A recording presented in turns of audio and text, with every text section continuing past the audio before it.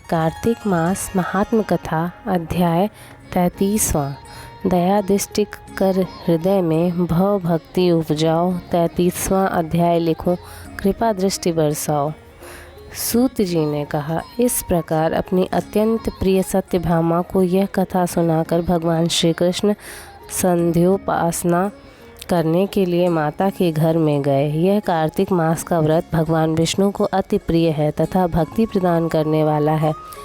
पहला रात्रि जागरण, दूसरा प्रातः काल का स्नान, तीसरा तुलसी वट सिंचन, चौथा उद्यापन और पांचवा दीपदान। यह 5 कर्म भगवान विष्णु को प्रसन्न करने वाले हैं, इसलिए इनका पालन अवश्य करना चाहिए। ऋषि बोले, भगवान विष्णु को प्रिय अधिक फल की प्राप्ति कराने वाले, शरीर के प्रत्येक अंग को प्रसन्न करने वाले कार्तिक महात्म आपने हमें बताया। यह मोक्ष की कामना करने वालों अथवा भोग की इच्छा रखने वाले मनुष्यों को यह व्रत अवश्य ही करना चाहिए। इसके अतिरिक्त हम आपसे एक बात पूछना चाहते हैं कि यदि कार्तिक मास का व्रत करने वाला मनुष्य किसी संकट में फंस जाए, या वह किसी वन में हो, या व्रती किसी रोग से ग्रस्त हो, तो उस मनुष्य को कार्तिक व्रत को किस प्रकार करना चाहिए? क्योंकि कार्तिक व्रत भगवान विष्णु को अत्यंत प्रिय है और इसे करने से मुक्ति एवं भक्ति प्राप्त होती है, इसलिए इसे छोड़ना नहीं चाहिए। श्री सूत जी ने कहा,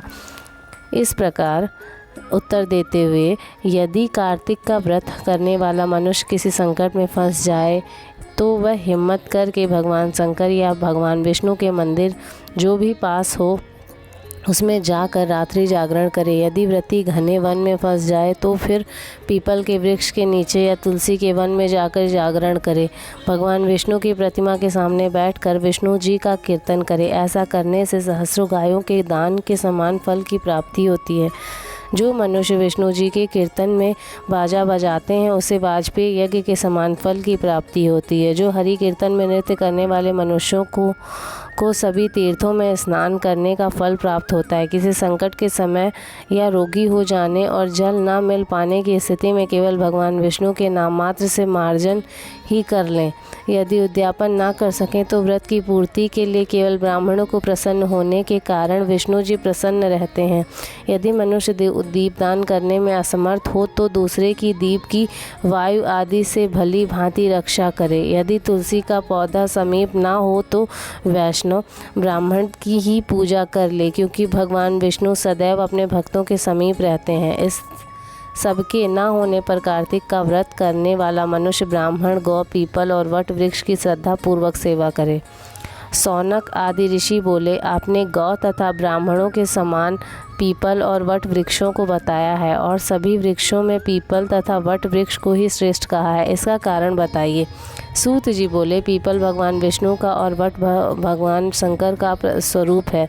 पलाश ब्रह्मा जी के अंश से उत्पन्न हुआ है। जो कार्तिक मास में उसके पत्तल में भोजन करता है वह भगवान विष्णु के लोक में जाता है। जो इन वृक्षों की पूजा, सेवा एवं दर्शन करते हैं उनके सभी पाप नष्ट हो जाते हैं। ऋषियों ने पूछा, हे प्रभु, हम लोगों के मन में एक शंका है कि ब्रह्मा, विष्णु और शंकर वृक्ष स्वरूप क्यों हुए?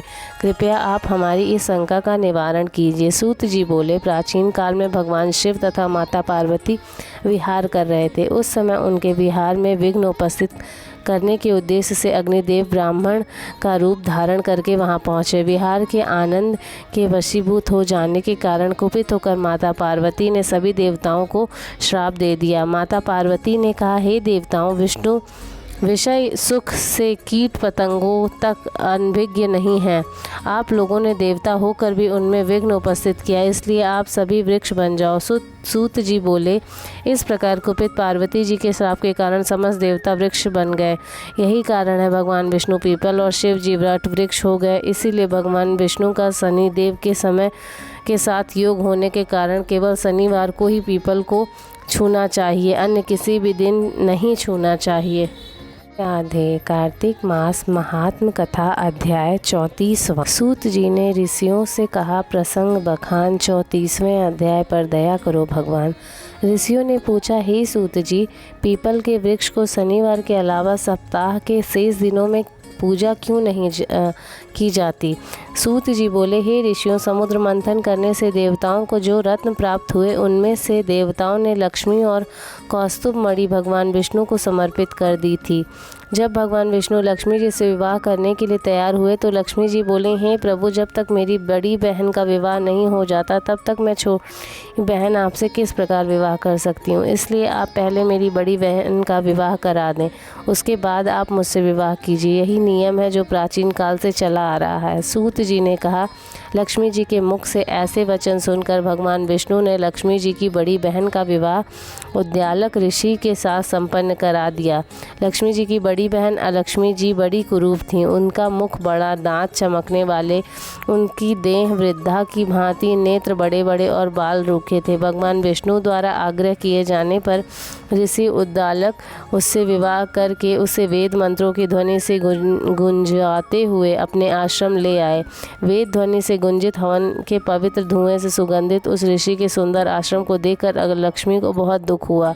वह महर्षि उद्यालक से बोले, चूँकि इस आश्रम में वेद ध्वनि गूंज रही है, इसलिए यह स्थान मेरे रहने योग्य नहीं है, इसलिए आप मुझे यहाँ से अन्यत्र ले चलिए। उसकी बात सुनकर महर्षि उद्यालक बोले, तुम यहाँ क्यों नहीं रह सकती और तुम्हारे रहने योग्य अन्य कौन सा स्थान है, वह भी मुझे बताओ।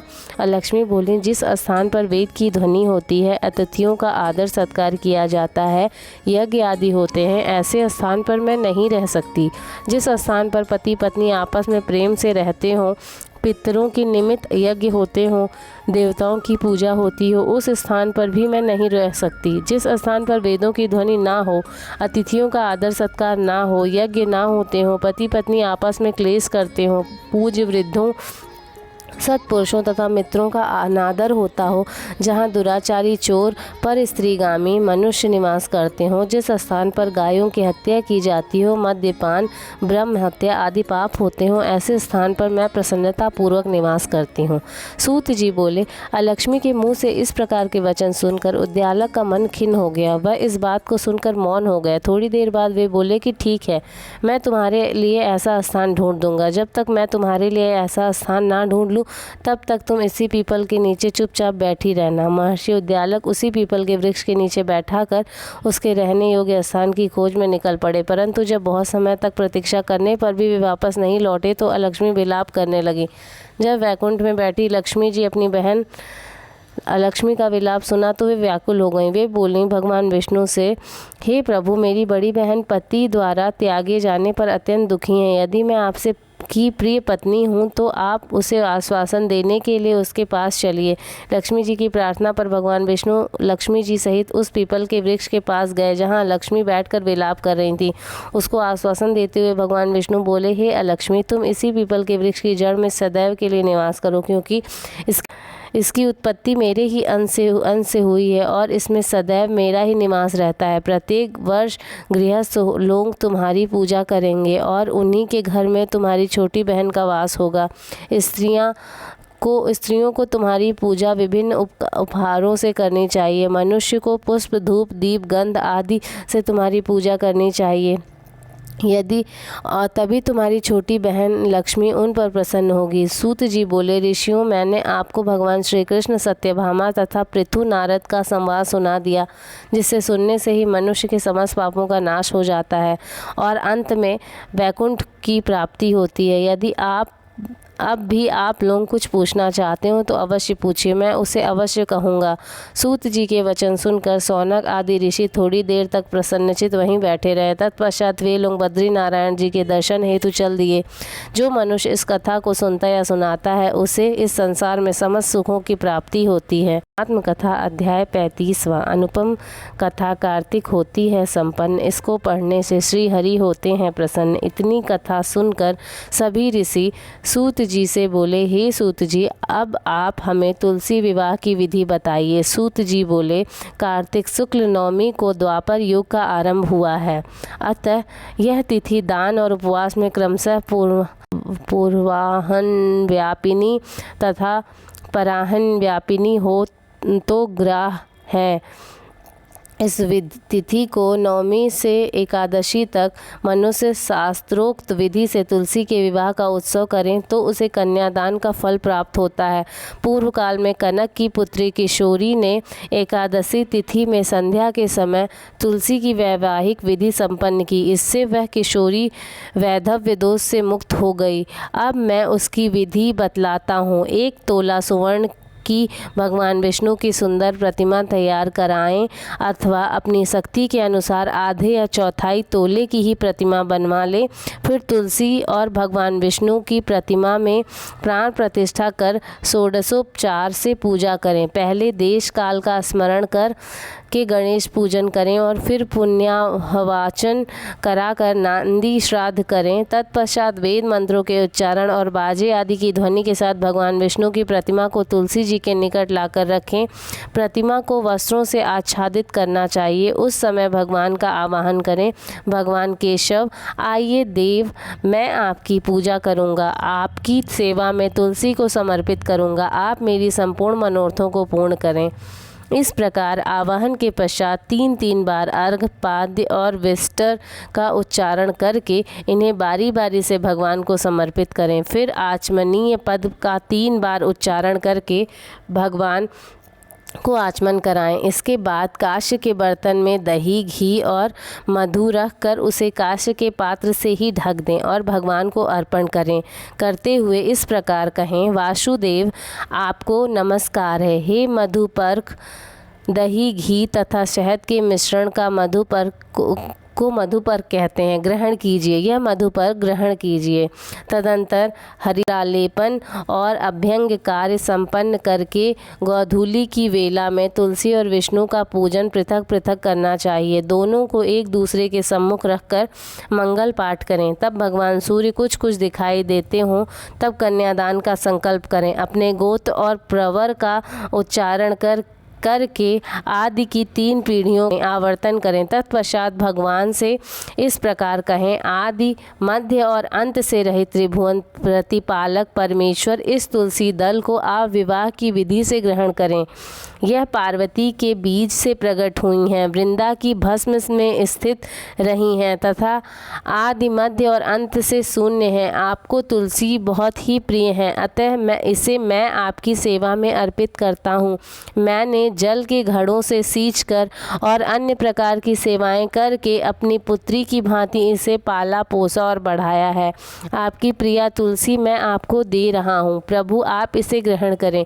इस प्रकार तुलसी का दान करके फिर उन दोनों अर्थात तुलसी और भगवान विष्णु की पूजा करें। विवाह का उत्सव मनाएं। सुबह होने पर पुनः तुलसी और विष्णु जी का पूजन करें। अग्नि की स्थापना करके उसमें द्वादशाक्षर मंत्र से खीर, घी, मधु और तिल मिश्रित हवनीय द्रव्य की 108 आहुति दें। फिर स्विष्टकृत होम करा करके पूर्णाहुति दें। आचार्य की पूजा करके होम की शेष विधि पूरी करें। उसके बाद भगवान से इस प्रकार प्रार्थना करें, हे प्रभु, आपकी प्रसन्नता के लिए मैंने यह व्रत किया है। जनार्दन, इसमें जो न्यूनता हो वह आपके प्रसाद से पूर्णता हो कर प्राप्त हो जाए।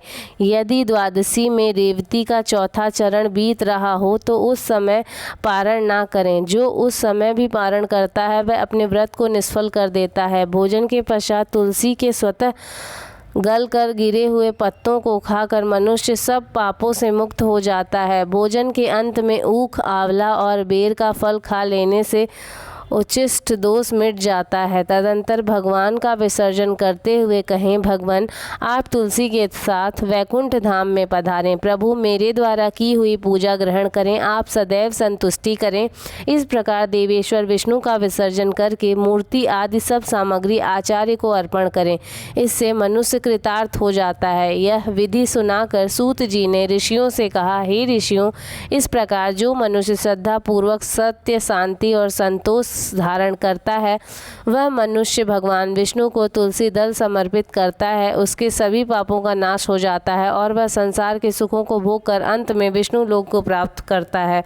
हे ऋषिवरों, यह कार्तिक महात्म सब रोगों और संपूर्ण पापों का नाश करने वाला है। जो मनुष्य इस महात्म को भक्तिपूर्वक पढ़ता है और जो सुनकर धारण करता है वह सब पापों से मुक्त हो भगवान विष्णु के लोक में जाता है। जिसकी बुद्धि खोटी हो तथा जो श्रद्धा से हीन हो, ऐसी किसी भी मनुष्य को यह महात्म नहीं सुनाना चाहिए। इति श्री कार्तिक मास महात्म 35वां अध्याय समाप्त।